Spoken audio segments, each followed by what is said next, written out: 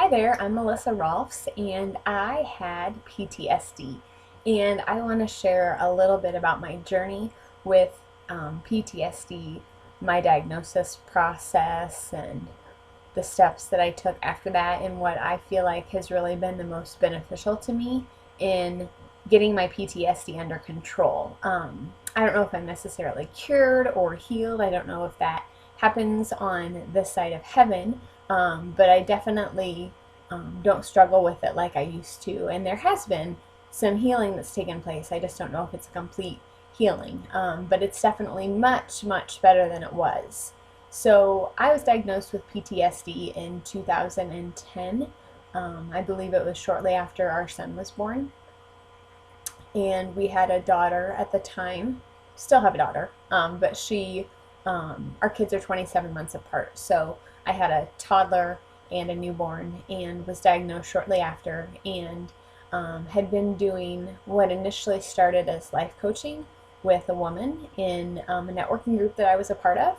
And she also is a licensed clinical therapist and also had PTSD herself. So we started off life coaching and quickly discovered that I didn't need the life coaching, but I needed the counseling. And as someone who'd been in counseling for years and years and years, I was pretty opposed to it.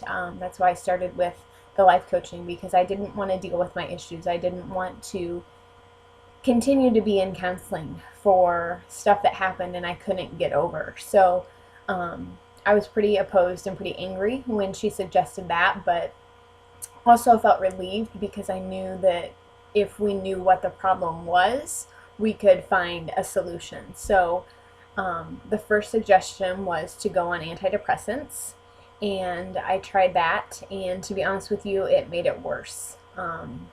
It made me feel worse mentally than I did before I was even on it. So I knew that for me personally, that wasn't the best fit.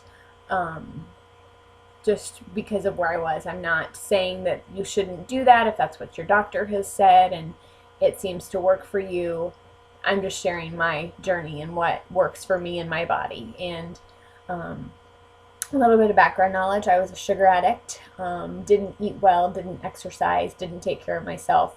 My lunch every day was a big pretzel with cheese. My breakfast was a bowl of cereal with milk, and was getting no nutritional value at all. So I went to this holistic doctor, and she did this whole lab series on everything. She did the saliva test, she did the blood test, she did everything, and checked my vitamin and mineral levels, my cortisol level, iron, just everything really that you could test from one test. I think we even did a urine sample. I hope that's not TMI, but she really tested for everything. And when I got my lab results back, discovered that I was pre-diabetic, that my cortisol level was off, my serotonin was off, all those chemicals in my brain were off, and she kind of suggested a more holistic approach where we looked at my lifestyle and we looked at my nutrition and we looked at supplementing.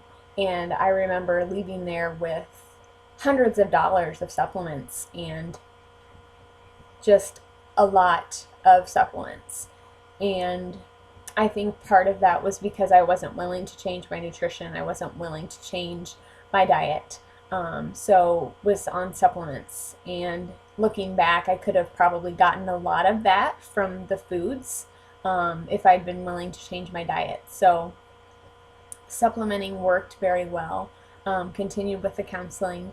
Went to our prayer ministry at the church we were attending at the time. It was a charismatic church, believes that the Holy Spirit is still alive and active and still heals and performs miracles. And I went to a healing prayer night there and had people pray for me and found some freedom there.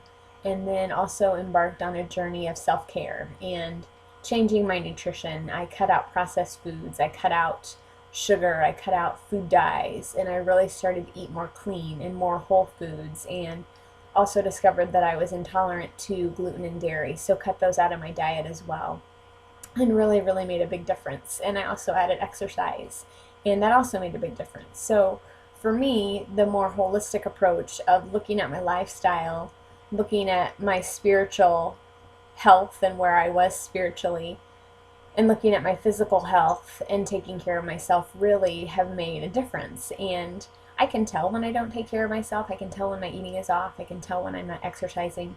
I get triggered a little bit more easier.